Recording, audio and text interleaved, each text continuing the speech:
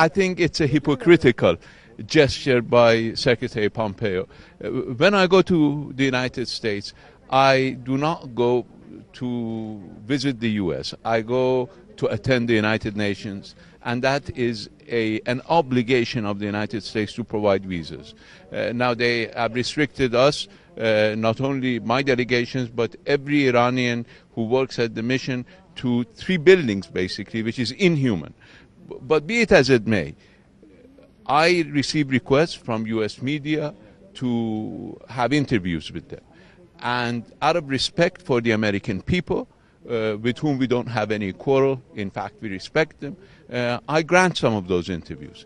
Many Iranian news organizations have requested interviews with American officials. They have rejected those interviews. Now, simply in order to run a propaganda show in the United States, they're claiming that they want to have interviews with Iranian media. There are a lot of requests for interviews that have been all rejected by the United States. So don't play the victim in this situation. If you have the courage to respond to the representatives of people who are suffering from your terrorism, from your economic terrorism, because your economic warfare in fact targets ordinary Iranian civilians.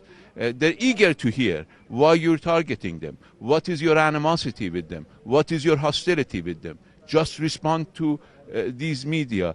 Don't try to blur the atmosphere.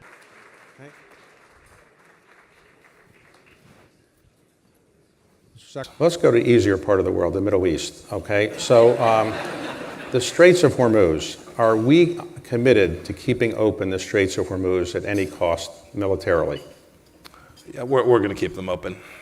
We're going to build out a maritime security plan. Countries from all across the world who have a vested interest in keeping those waterways open will participate. It will take more time than we wish it would take, but I'm very confident that the world understands its importance, that America is prepared to be a significant part of that, but we need countries from all across the world to assist us in protecting commercial transit. We'll be successful. But our position, I presume, is that if a U.S. ship were taken by the Iranians, we would presumably do something militarily, I guess, I don't know. But what about if a ship is taken that's a British ship or some other nationality? Are we not committed to recovering that ship or doing something to defend those ships? Well, we've seen it. We've seen them take a British ship. So this isn't a hypothetical.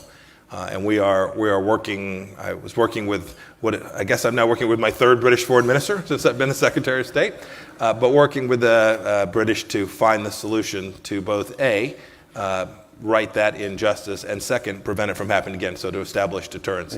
That's the mission set.